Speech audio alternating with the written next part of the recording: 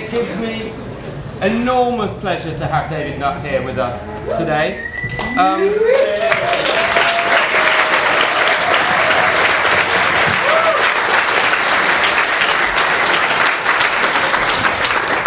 If you're a doctor or a clinician or a pharmacologist, you will have known about David Nutt for years and years and years and years.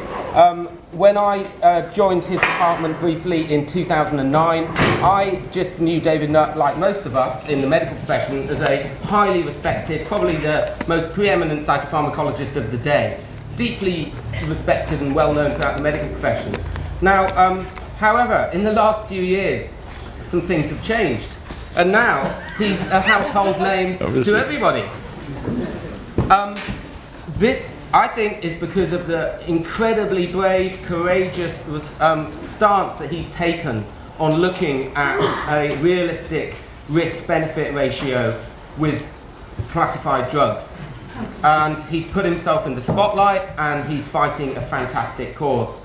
And then, in recent years, he's also taken up the cause of psychedelics, because he, like the rest of us, can see the enormous potential for psychedelic drugs in clinical medicine and beyond. So it gives me great pleasure to announce my colleague and friend over the years, David Nutt.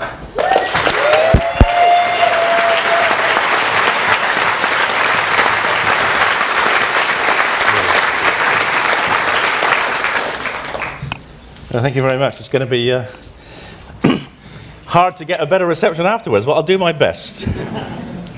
So the title here is one that I tried to get published recently in Nature Reviews Neuroscience.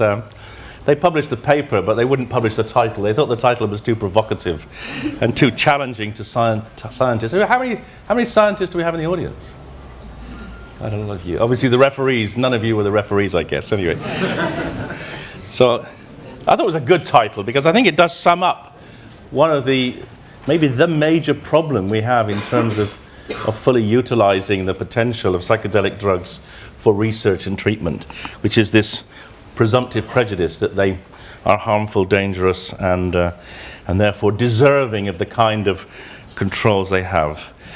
So I am continuing to fight to get this changed, and hopefully I'll live long enough to see something happen. Now, how many Americans in the audience? So this is... Yes, it's unusual for a scientist to say this, but actually the beginnings of this field really do stretch back to this man, this American guy, William James. And he's the father of American psychology, an extraordinarily thoughtful and talented and well-read man. And this quote of his I find particularly appealing. Our normal waking consciousness is but one special type of consciousness. Whilst all about it, parted from it by the flimsiest of screens, there lie potential forms of consciousness entirely different. No account of the universe in its totality can be final that leaves these disregarded. How to regard them is the question, for they are so discontinuous with ordinary consciousness. Now, as a scientist, I would quite like to provide a complete and predictable account of the universe, which is obviously not going to happen easily, but it's a very appealing to see that someone was there a long time before, because to understand the universe we have to understand consciousness and the different forms of consciousness. And he didn't know how to do it. He thought that exhaustion or very, very extreme forms of activity or deep meditation or sleep deprivation will be helpful, and to some extent they are. But of course, the real breakthrough came from Albert Hofmann. And I'm indebted, I think, Ben, you gave me this beautiful image of Albert. And he was working on an anti-migraine treatment based on ergot, and he accidentally discovered LSD. Well, he actually don't know. He made LSD and actually accidentally discovered what it did. And I like this particularly because it shows him at 100, and it does at least give lie to the idea that a single dose will kill you. Because he thought it was going to be amazing insight for science. He was right, although it didn't develop as much as he might have hoped. the person who really took on the challenge of bridging the gap between the scientific community and the rest of society in relation to psychedelics was, of course, Aldous Huxley.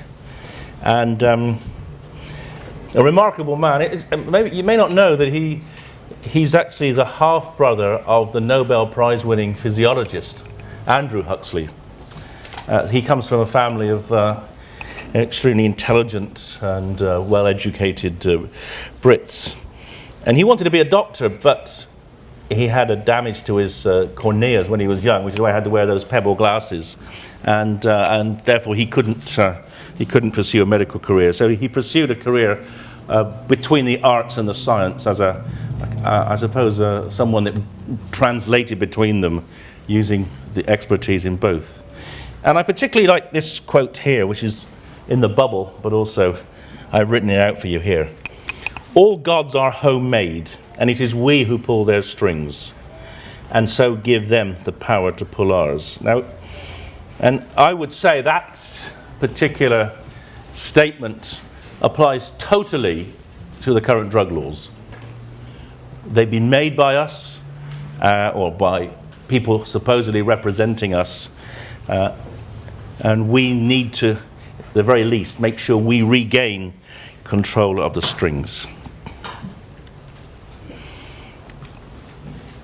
As you almost certainly all know, he was introduced to psychedelics through the use of mescaline, peyote, and as a result of the experiences, he wrote this very famous book, The Doors of Perception.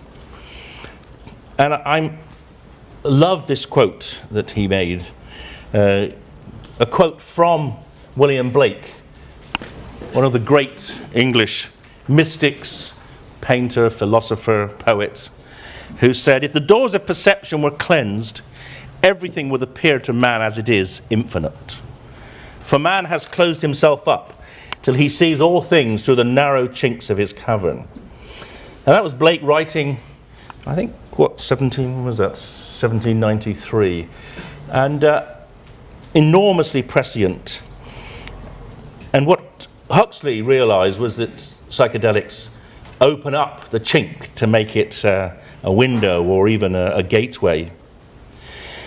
But it's a particularly interesting quote because the way we're beginning to conceptualize the therapeutic use of these drugs is in individuals who are locked in the cave, in the cavern, looking out through the chink.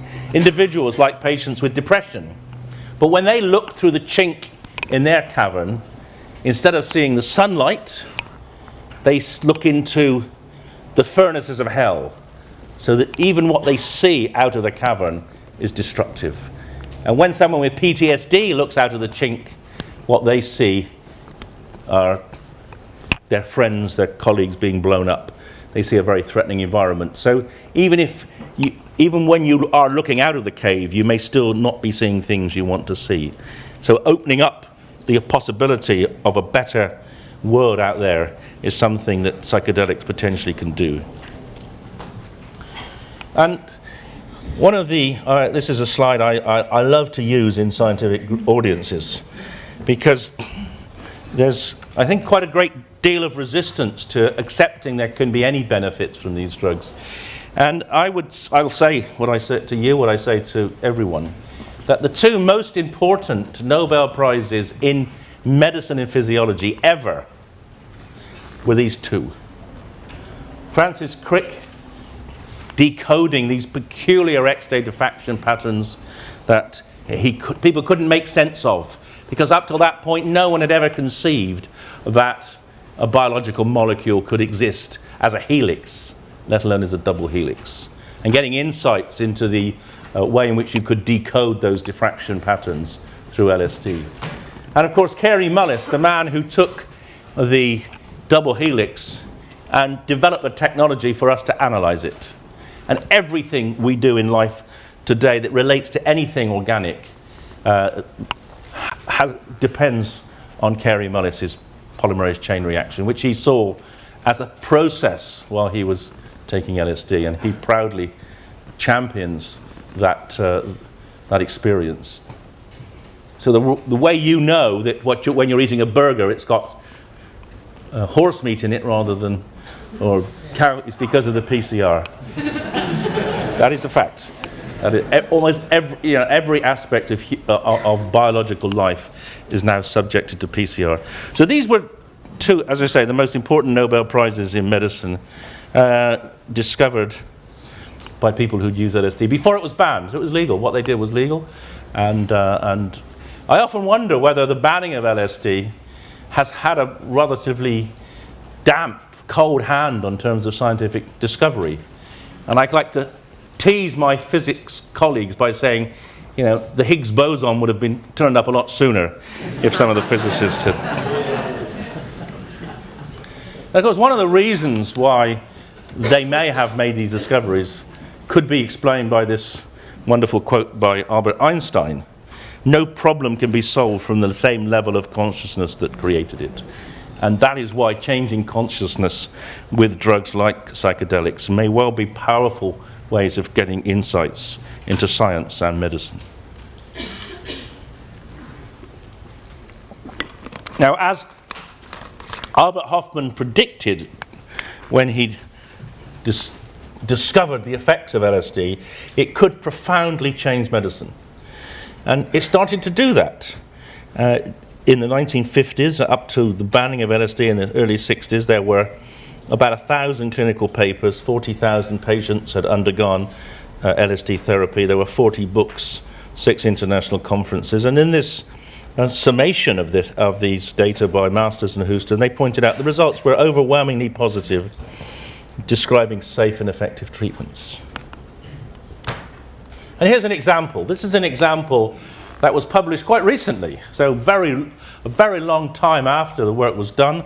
This is the meta-analysis of LSD for the treatment of alcoholism, done by these two people who now live in Norway, Terry Krebs and Paul Aron Johansson. And they went back and they looked at the old published trials on LSD and alcoholism, and they subjected them to modern-day analytical techniques, meta-analytical techniques. And here's their data. And this shows an effect size of LSD that's at least as good as anything we have today, arguably better. So we have evidence that this treatment works, but we've abandoned it. And the question is why, and how can we bring it back?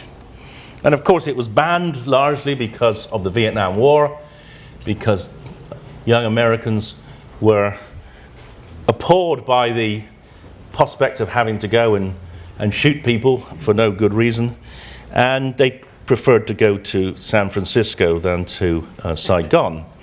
And of course in San Francisco, in Haight-Ashbury particularly, they started using LSD, and it changed the way in which Americans thought about the world, or young Americans. Instead of believing that God created America to dominate the world, they realized that actually they were human beings like the rest of us. And that was very disturbing that was very disturbing to the CIA and the DEA, because of course the whole political structure of America relies on individuals complying with the preconcepts which have been established since you have the right to kill people with the gun laws. And so they created quite a lot of myths about the harms of LSD and got it banned. And what's remarkable about this banning is that they did it in the face of opposition from probably the most powerful man in America at the time, who was Bobby Kennedy. And this man would have been president if he hadn't been shot. And he was not convinced. He opposed this ban, and here is his statement. Why, if clinical LSD projects, referring to those, were worthwhile 6 months ago, why aren't they worthwhile now? We keep going around and around. If I could get a flat answer about that, I'd be happy. Is there a misunderstanding about my question? And this is truly remarkable, isn't it? That regulatory authorities can essentially overrule the common sense of a Secretary of State. And of course, well, actually, now we see it happens all the time. But anyway, it's still nevertheless embarrassing and distressing. And I have thought long about this and wondered, has there ever been a worse example of scientific censorship, the banning of this tranche of drugs, which not just LSD, but also cannabinoids and MDMA-like drugs, etc.? And the answer is, well, there hasn't been a worse example for a long time. And you've got to go back to the 1600s to find a worse example. And this is when the Catholic Church banned the telescope. And they banned the telescope effectively in 1616 because Nicholas Copernicus, who was an Austrian scientist, had discovered that the Church's teachings on the planets were wrong. And in fact, the sun did not revolve around the earth, but the earth revolved around the sun. And when Galileo produced more evidence to support that, because the moons of Jupiter rotated around Jupiter, many of the church investigators of him refused even to look down the telescope in case they would be being corrupted by seeing the truth. And what's interesting is that the ban on reading Copernicus's books existed for 150 years. And I think the banning of psychoactive drugs, simply because young people want to use them recreationally, is the worst example of scientific censorship since then. And I've said this in quite a few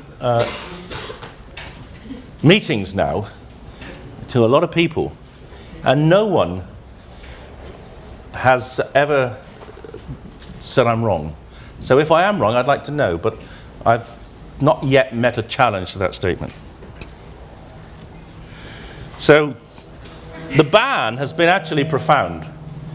And this is very important to realize, because when I argue with governments, particularly this government, and say, you've stopped this research, they say, oh no, we haven't. They say, you're perfectly entitled to research LSD, perfectly entitled to study psilocybin or MDMA. All you have to do are comply with these regulations. And of course, the regulations are so utterly complex, Byzantine, and expensive that no one really has complied.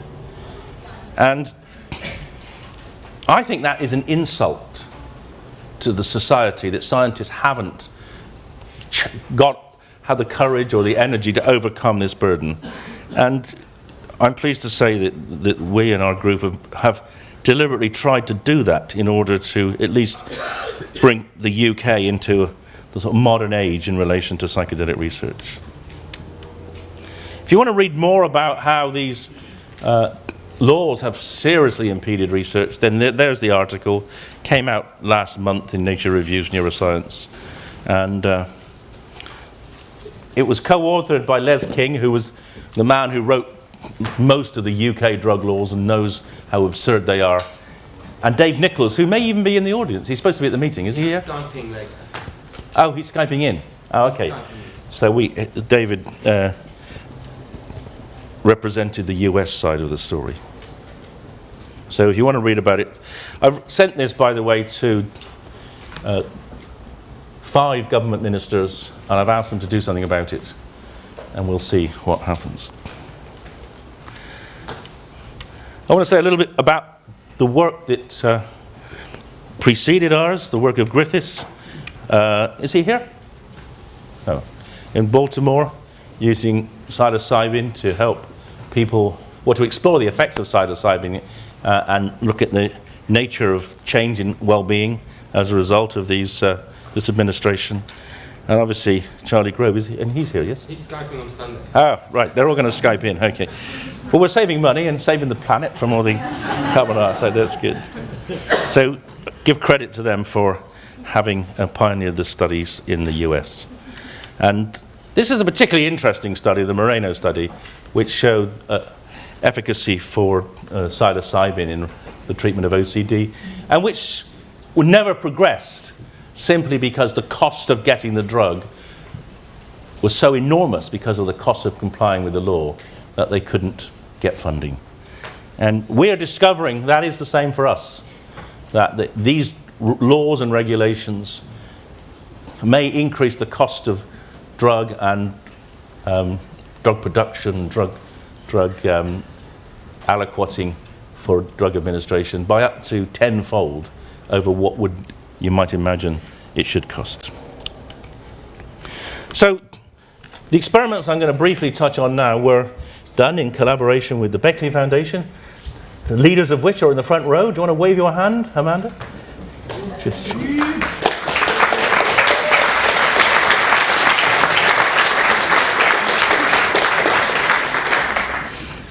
And why have we linked up with them? Well, my interests are these. Then there are three. The first is going back to this wonderful statement of William James. I want to understand how these drugs work. So I'm a neuroscientist, I'm a psychiatrist. These drugs produce profoundly interesting alterations in the brain state, and I want to understand them. And no account of the brain, paraphrasing William James, can be final that leaves these disregarded. So that you cannot study neuroscience without studying these drugs. And also, it's a pretty important way of understanding aspects of consciousness. But we're also particularly interested, as Ben said, I'm a pharmacologist, psychopharmacologist. I'm interested in receptors in the brain. And the 5-HT2A receptors that psychedelics work on are hugely concentrated in very high-level functioning brain regions, as I'll show you. And of course, as a psychiatrist, I'm particularly interested in finding new ways to help my patients. And I like also this quote from Stan Groth saying, "Psychedelics used responsibly and with proper caution would be for psychiatry what the microscope is for biology and medicine or the telescope is for astronomy." You can't properly understand the brain, the mind, without using these drugs. So how do they work? Well, you're probably all familiar with the fact that these drugs are structural analogues of serotonin, one of the key neurotransmitters in the brain, and they stimulate one of the 14 serotonin receptor subtypes, the 5-HT2A receptor.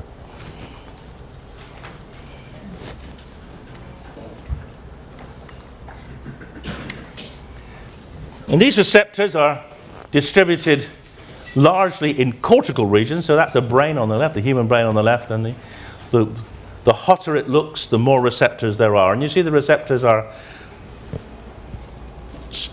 spread around the cortex, although they're more dense in some cortical regions, such as the visual cortex, and less in other regions like the motor cortex. And this is true in human and in monkey brain. In the monkey brain, we can look at where the receptors are. They're actually on these so-called pyramidal cells in the middle slice, and they're on the dendrites of the pyramidal cells. And now we have a beautiful tool to study not only these receptors, but the active state of these receptors. I won't bore you with the pharmacology, but this is the first tool that allows us to look at the receptors which can function and be stimulated by psychedelics. So these are the active form. This tracer called SYMB36, which is the PET tracer. And you can see again the high density in the outer regions of the brain called the cortex. But I don't have a pointer here, but is that a pointer? No, I don't have a pointer. But you'd also see just to if you look to the right-hand side of the brain, the front bit, if you go in from the cortex, you'll see there's quite a hot blob there, which is the anterior cingulate cortex, one of the connector hubs of the brain. Yes. Was that a pointer? Oh, thanks. So here you see, and this is an important area we'll come back to. So this high density in this, you can almost see that they're actually in the layer of the cortex where the pyramidal cells, the layer 5 pyramidal cells are. What's remarkable about the law is that in the UK, about a month ago, the government decided to ban a whole series of new psychedelics called the N-bombs. And in doing that, they actually banned this compound because it's caught up in this, it's a similar structure. So it's part of this analog legislation which governments find so appealing because it means they can chalk off 70, 80 different compounds every time they bring a law in. And I've complained to the government. I've pointed out that actually by doing that, they will seriously impede research using this tracer, because there's only one hospital in this country that has a license to use a drug which is controlled under one of these banning orders. And I'm pleased to say, and I've just come back from, I was giving a talk to a group of doctors and regulators at Guy's Hospital earlier this afternoon, in which the head of the Advisory Council on the Misuse of Drugs was there. And he said he was actually quite sympathetic to the fact that they had made a mistake in banning this drug. And he's going to look to ways in which maybe the law can be modified so that research is not impeded. So that's a bit of progress, hopefully. Now, one of the real reasons for doing science is to find out things you don't know. I mean, actually, not all science goes down that route. A lot of science is trying to prove things that people think they know. But the psychedelic story has been intriguing because it's thrown up discoveries which are completely unexpected. And this is the work that Robin Carhart Harris, who's lingering in the door there somewhere. Robin? Oh, he's gone. He knows it all. Anyway. And this is his first study. And this is a study looking at brain blood flow using a technique called fMRI. And there are two studies. This is one study. This is a second study, using the same protocol, injecting psilocybin into people intravenously, 2 milligrams, and looking at what changed in the brain. And we were expecting that, or based on the little knowledge we had about the production of things like hallucinations, we were expecting there might be activation in visual cortex. But in fact, to our surprise, we found no activations anywhere. All we found were decreases in brain blood flow. And that just seems so bizarre that we went and did a different kind of blood flow study, a bold study. This is an ASL study, for those who understand these things. And both showed the same thing, that brain blood flow went down after psilocybin. So that was a first remarkable finding. And in a sense, that's all, if that's all we've done, we've shown it's worthwhile.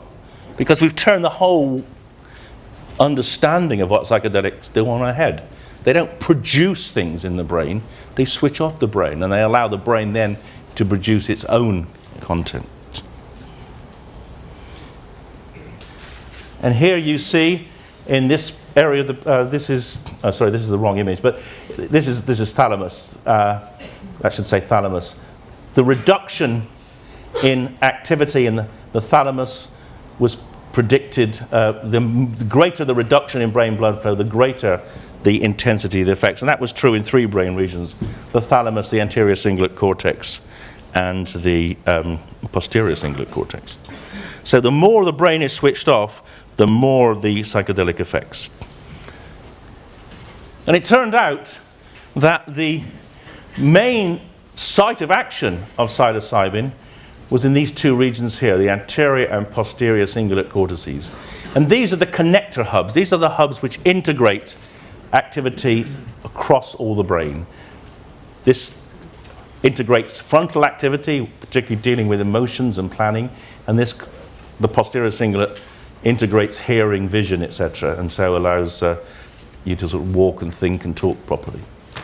So psilocybin disconnects the brain. It reduces sensory, motor, and cognitive integration. And we thought that was truly remarkable, and it made sense. And it kind of fitted in with the idea of Huxley that we're constrained, consciousness is constrained,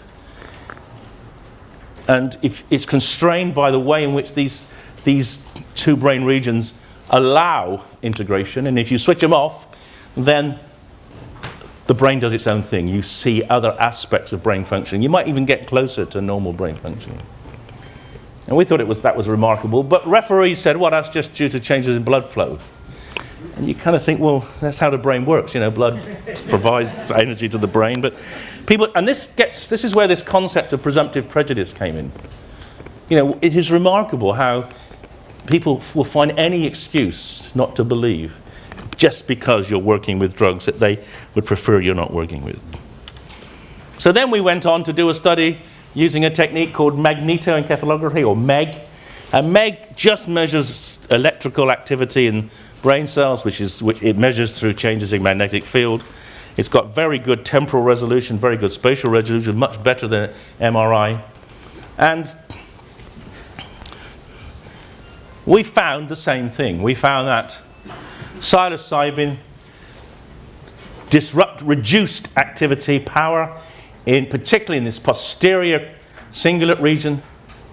And when you're looking at the high frequency power, this is the power at which the high frequency beta activity is the base activity of the brain on which all sorts of learning and sensory processing take place. This was also disrupted in this circuit, anterior and posterior cingulate. And that's called the default mode network. And we were able to do more than that. Because of the time resolution of MEG, we were able then to create a model which involves the pyramidal cells on which the 5-HT2A receptors are, the inhibitory interneurons on which the receptors are, and another pyramidal cell higher up in the cortex, another inhibitory neuron. And we're able to compute from these changes in the MEG power where the primary effect of the psilocybin was, and it turned out it was here. So psilocybin works on these deep pyramidal cells in the cortex, layer 5 cells. So that, I think, is the first time in the history of science that anyone has been able to show where what nerve cells a drug works on in the brain. We thought this was a revolution. The referees didn't agree. Nature said, this is too specialized for our readers. Neuron said, this is not in our areas of interest. They'd actually published a paper I didn't have time to show you. I mean, absolutely absurd criticisms. Science said this is my favorite. A cynic would say, if you're messing around with a major neurotransmitter system where the receptors are strategically located on an important set of neurons which play a crucial role in the interaction between brain regions, what do you expect? But then you say, well, hang on, why is it only true for the 2A receptor? There's GABA receptors all over the brain, glutamate receptors, they don't produce the same things. This explains the psychedelic state. But they don't want to know because people do not want to engage in a discussion. They're frightened of engaging in the discussion. They're frightened that they might be forced to do this research or quote this research, and if they do, they might get their grants turned down because they're seen as being radical and hippie, etc. So just for the people who, on science, I don't suppose anyone from science is here, but anyway, just to prove to you I'm right. So here's MEG, here's the psilocybin MEG switching off, and here's tiagabine, a GABA uptake blocker, producing a completely different profile, and here's propofol, an anesthetic, producing a different profile. So this is not just messing with the brain, this is a targeted interaction with a particular set of neurons and particular receptors. This is a highly specific interaction, it's not just messing with the brain. And in fact, what I've thought about over the last year or so is thinking how we can understand what's going on. And I've come up with this two-dimensional model. That in the cortex, you can move function in two dimensions. One, which you'd call the arousal or attention dimension. And if you increase glutamate function, you increase that. And if you decrease glutamate function by increasing GABA, you go in the other direction. So if you put a lot of inhibition GABA in the brain, you get amnesia, anesthesia. And if you increase glutamate a lot, you get arousal, attention, and memory. So there is this dimension is the sort of how awake or asleep the cortex is. But the 5-HT2A receptor seems to do something completely different. And it seems to do something about the valence and meaning and internal cognition. So this is a completely separate dimension. And the cortex is presumably working with these two somewhat in opposition. And that normally, this isn't being very obviously manifest, but 2A receptor stimulation will push the brain into this direction. And that leads to all sorts of therapeutic possibilities. depression, well-being, as Ronan Griffiths has shown, alcoholism and other addictions like Krebs and Johansson have shown. Very interesting to contemplate using this for a whole range of addictions. And in a way, that's what's happening. A couple of days ago, someone was talking to me about, they work in the Cayman Islands, and they're saying there's quite a lot of people with, there are a lot of very rich people in the Cayman Islands, by the way, as you probably know. They've got most of your pension funds out there, and, and some of them take a lot of cocaine, and then when they get out of control with the cocaine, they go to Costa Rica, where they go for ibogaine treatment. And ibogaine is another psychedelic, and they come off their addictions then, and hopefully go back and invest your money better. So there's anecdotal evidence of the value of other psychedelics to treat other addictions. Cluster headaches, these severe headaches which often lead people to commit suicide, which often respond to mushrooms. People sometimes take mushrooms, but many people with this won't take mushrooms because mushrooms in this country are illegal, and they're frightened of adding the pain of arrest to the pain of their cluster headaches. In fact, I had a wonderful email about 2 months ago from an American, a Texan, who said, I run this international business and I have cluster headaches. And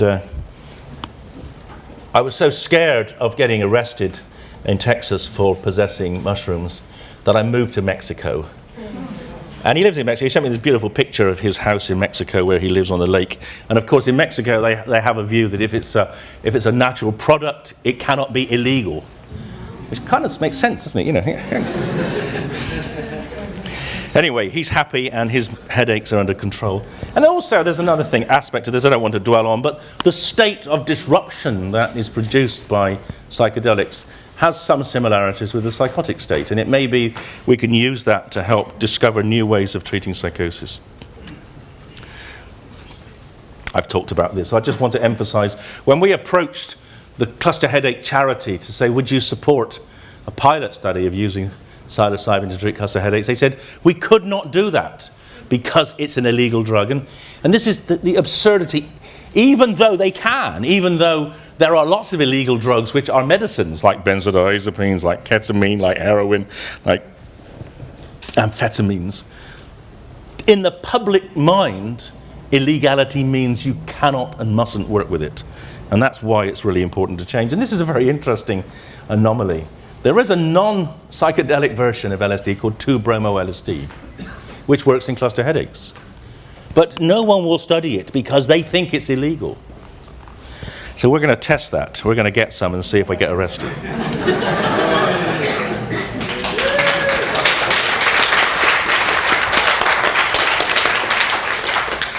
So I'm going to finish now. I just want to get back to quotes from Aldous Huxley, because none of these quotes that I'm giving of his relate to what I'm talking about, but they do, I think, have importance. And this one is a beautiful quote. Great is truth, but still greater from a practical point of view is silence about truth. Facts do not cease to exist because they're ignored. By simply not mentioning certain subjects, totalitarian propagandists have influenced opinion much more effectively than they could have by the most eloquent denunciations. And this is exactly what the UK government and the US government and almost all governments worldwide have done. They have tried to avoid a dialogue certainly with scientists about these drugs, because they know if they engage in a dialogue, they will lose the argument.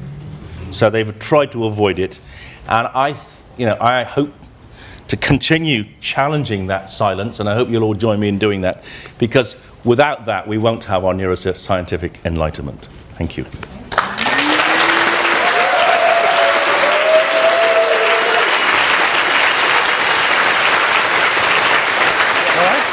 Spot on.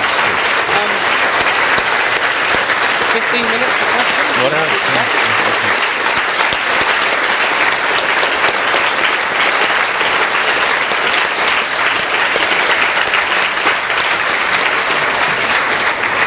Okay, so we've got, David's going to stick around for 15 minutes for questions, so I think we should carry on with that. I'll bring the lights up a bit and you can just field the questions yourself. Yeah, sure. If I can work out how to do this. Who wants to start? Up there, yes. Yep. In relation to cluster headaches,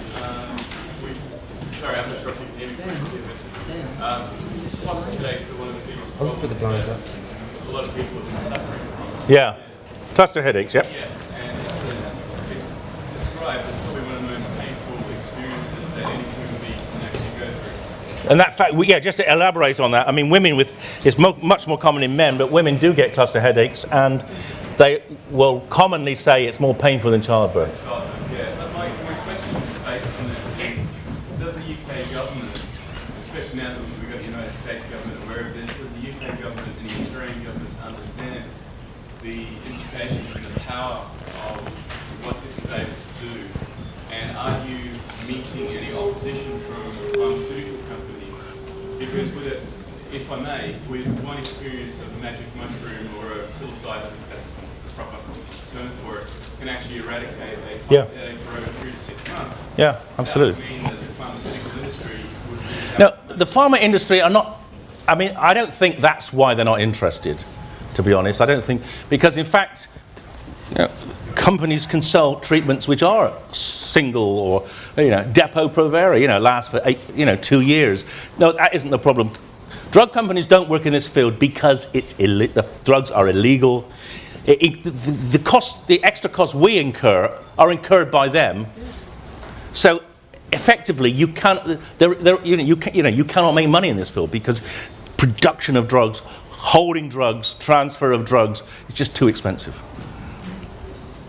Yes. What's your view of, a post-prohibition scenario for LSD? Do you think that LSD should be confined to the medical context, or is there a use of that for recreational?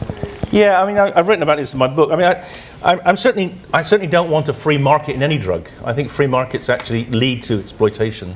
So I think we need to have some kind of regulated access, at the very least for medical use. I'd be comfortable with sort of pharmacy access to most drugs, but I say I don't, and that would go for alcohol. I mean, I'm not, I think we just need we need a sensible, rational approach to all drugs. Yeah. So what are the extra costs that are stipulated by government with regards to the research for using LSD, or for example, for research purposes? Why are there extra costs? Yeah. Well, there are extra costs. So it costs £5,000 to get a license. It takes a year, so that's an opportunity cost of something like £30,000-40,000. Then you've got to find a company that's got a license to hold the precursor to make it. So effectively, it increases the cost of anything you do by between 5 and 10-fold. Yeah. Well, not you, Ben. No, you can talk to me anytime. Yeah. Regarding the precursors, surely maybe 8 most well-known psychedelics, surely all the precursors and the companies that hold them are going to be the same in, let's say, 1 decade period, or is it constantly changing, and that's what makes it difficult to start work? I don't think there is a company in Europe that makes LSD to what we call GMP. There are special sets of rules for when you have a drug to use in patients. So we can do experiments with psilocybin using pure drug, but it hasn't had to go through a particular production scrutiny called GMP. Only in Europe does that apply, but in Europe it adds tenfold to the price. So in the USA, and this is how MAPS can do their work, in the USA it's acceptable to give pure compound to patients as well as experimental volunteers. But not in Europe, because the European Parliament about 8 years ago decided that giving drugs to people was intrinsically bad, and it wanted to do its very best to stop any drug ever being given to anyone. So it brought in this extra regulation called GMP, so you've got the complication of GMP, and you've got the complication of the licenses, and those two together mean, as I said, I don't think there's a company in Europe that I could provide LSD for a clinical trial. I mean, we have found one that can provide psilocybin for our depression trial, and we are going to pursue that. But we haven't yet got permission from the government. So we think it meets the criteria, but until we get the signature from the MHRA, we don't know. And at any point, they can change the rules. Then that's also because the rules aren't really that well defined. Yeah, in the front, yeah.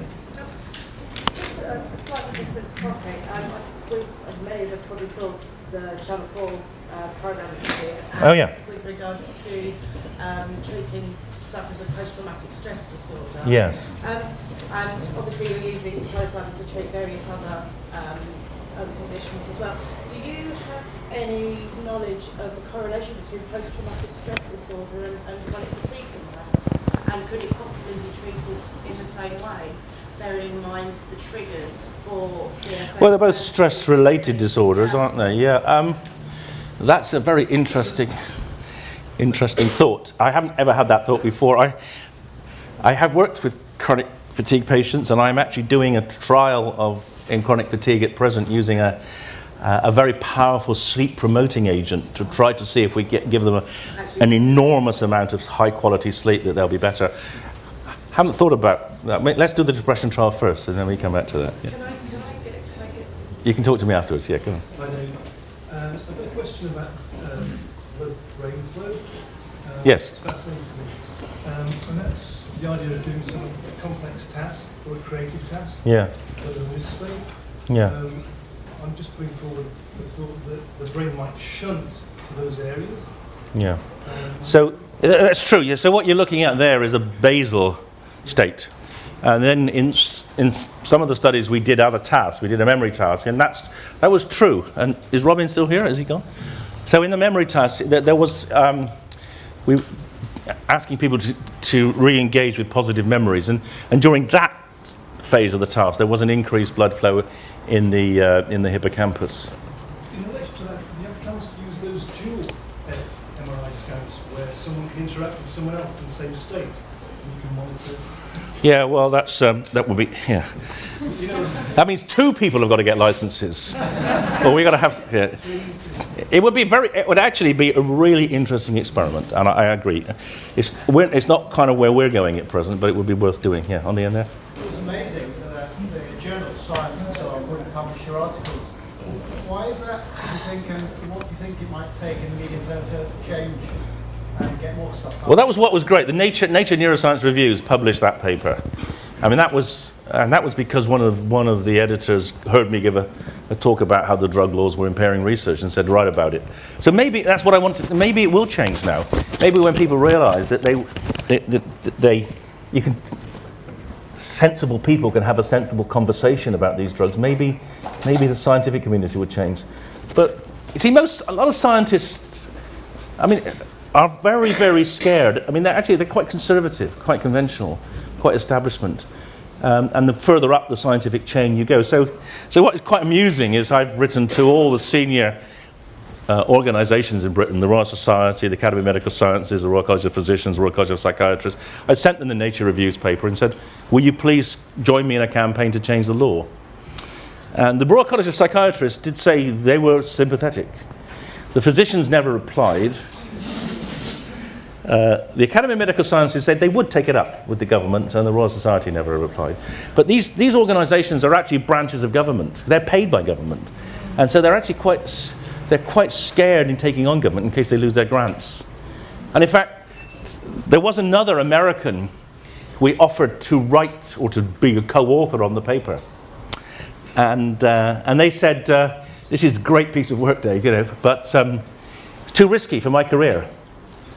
If I put my name to that paper, I will never get a NIDA grant again.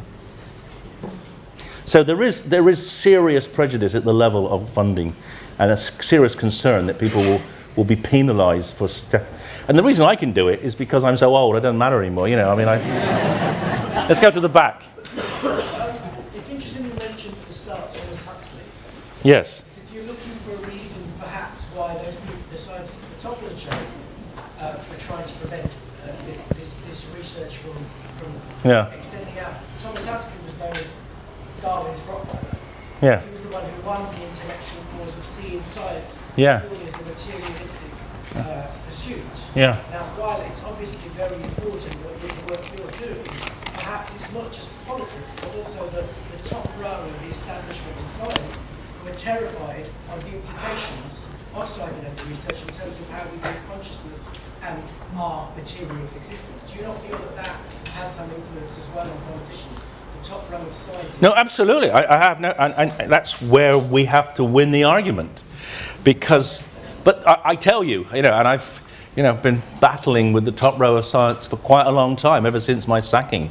They are terrified of saying something which is too controversial, because the Royal Society, the government could just, if it removed its grant, it would end.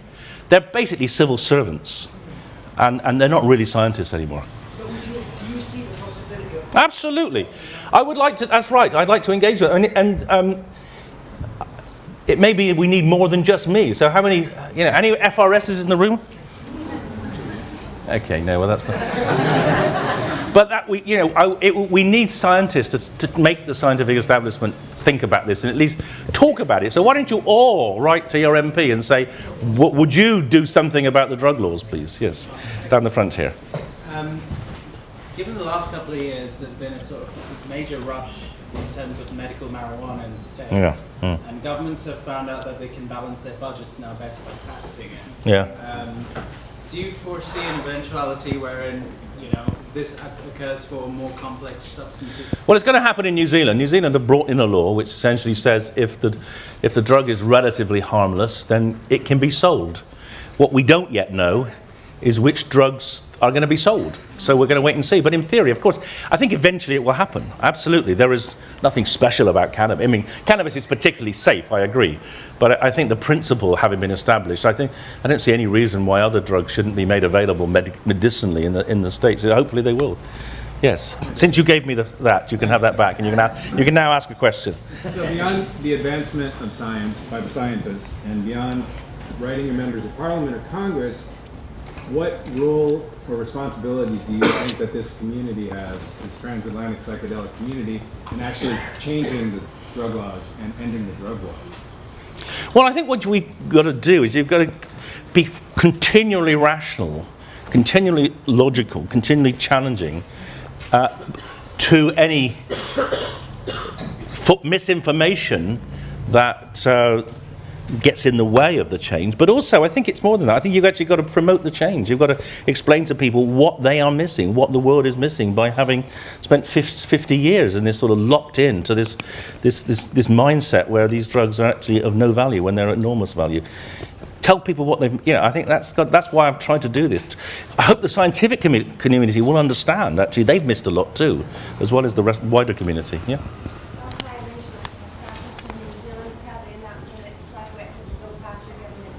That's right, yeah, it's very, very good news. It's really very, very satisfying. I'm going over there in November to try to help them fight some of the battles that they're inevitably going to have to fight. In the middle here. Going back to what you said about needing more scientists to do the sort of research on, but then it also being very risky for a career and too many people being forced into, that's something that I'd love to contribute to this field as a scientist. As a young person going into a research-based career, I'm too worried that if, say, I got a position for a few years in this field, then it would be career suicide. I wouldn't be able to ever go back to any other academic field that I would like to be in because there would be too much prejudice about it. What do you think about that? Yeah, no, I think it's actually kind of at your level. It would be fine if you can find someone to fund it, because people just think, well, she's young, and impressionable and needs to find out where she's gone wrong, those sorts of things. This is a challenge we're taking up. We need to put people like you into positions to try to get research fellowships so you can do this research. And one thing's for sure, we've got a load of people wanting to come and work with us, but we've got almost no funding to do it. So we are working on that. And Beckley are going to fund a PhD student for us over the next 3 years, which is good. But he's already in post, so we can't offer you that one. But if you speak nicely to Amanda, maybe she can give you another one. But it'd be better if you work with some other groups. There are 2 or 3 preclinical research groups now who are fascinated by this finding that the blood flow switches off. And they want to understand why. So there are at least 3 groups in the UK now, Bristol, Oxford, and University College, doing preclinical work, trying to understand the mechanisms. But I think we're still the only clinical group. So we need some others to join us. Yes, over there. Can you just give us a little bit more description of what the default mode network is? Yeah, okay, so if you take a technique like fMRI and you measure brain blood flow, and you measure it on all these 2,500 voxels in the brain, right? And then you can look at correlations between each voxel and every other voxel, and you discover that in some parts of the brain, when blood flow increases in these voxels, it increases in these voxels, and then you can essentially parse it out. And there are probably about 10 or 12 networks in the brain. I mean, the obvious one is the visual network. That tends to work in harmony. And then there's the motor network, and then there's the sensory network. But the default mode network is the one which links the middle front and the middle back, the anterior and posterior cingulate cortex. And that's what's active when you are in your relaxed, thoughtful, introspective state. So many people believe that that's essentially you, that's your ego, that's really the core of you. And we know from lesion studies, particularly the frontal lesion studies, that if you damage that part of the default mode network, personality changes profoundly. So it alters the way you are as a person. So and then while you're reflecting on yourself and planning what you're going to do tonight, that's active. And as soon as the phone rings, then you switch into another network, which is called the task positive network, when you get up and do things. And those are mutually incompatible. But what's interesting is that under psilocybin, that not only do you switch down the default mode, but you also decrease the separation between the default mode and the task positive. They get merged. And that, it kind of makes sense that you're basically, the normal structure that's being applied to the brain becomes broken down because those control centers are dampened down. They're not as efficient at segregating brain functions as they were. Just a comment. There are proof that when the government is led to do good, solid research on psychedelics, it is obliged to review. Is the Brazilian case of Ayahuasca? Yeah. No, that's absolutely. And I've got some slides on ayahuasca. Ayahuasca works very similarly to psilocybin. It produces, certainly in animals, no one's done a human study. We would like to do that if we could get funding. But in animals, it produces the same effect on those layer 5 pyramidal cells as psilocybin. Yeah? Yeah, so Meg is better than the EEG. So we use Meg because it's much less subject to muscle artifacts. So it's a kind of refined, more accurate EEG. But what your point about meditation is fascinating, because when we published the first paper showing the decrease in blood flow in the default mode network, one of the top meditation groups at Yale emailed us and said, that's amazing, because that's what we find in transcendental meditation.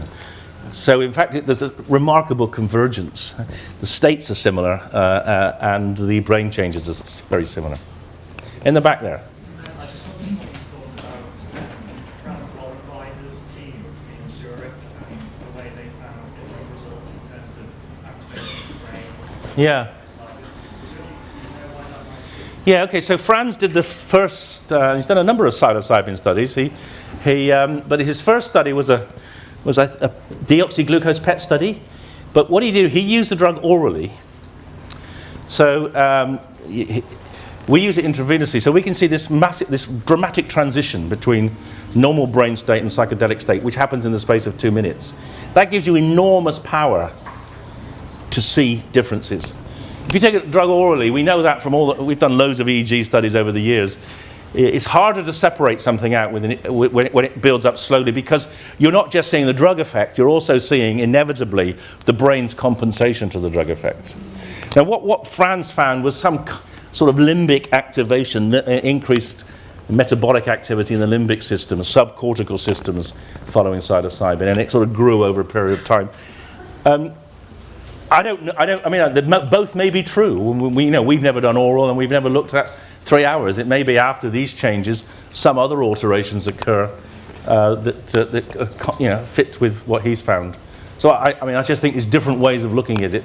I think ours makes much more sense in the sense that we could show the correlation between the decrease in the thalamus and the psychedelic state. So there was a very strong link, whereas I don't think he's ever managed to show anything quite as concrete as that. Here? I'm curious, if the limitations of the studies are based on the laws of the UK, would a study conducted in another country where the laws aren't as restrictive still being viewed negatively or positively here in the UK? No, that's a really interesting question, and the answer is yes and no. I mean, one of the problems with these laws are these are UN conventions, and they apply in every country in the world. Well, almost every country. So it's very difficult to escape from the UN, and that's one of the reasons we need to change the UN conventions, because that's why this is such an oppressive control of research, because everywhere is controlled. Some countries like Brazil, you could escape because they have the special dispensation for ayahuasca. So one could do the experiments there, and that might be simpler. But that, in a way, to my mind, that's kind of avoid. I'd rather get the problem overturned rather than work my way around it. I'm told we got to stop. I think we'll stop. We got to stop. But I'll stay around if you want to ask questions. Okay, thank you very much.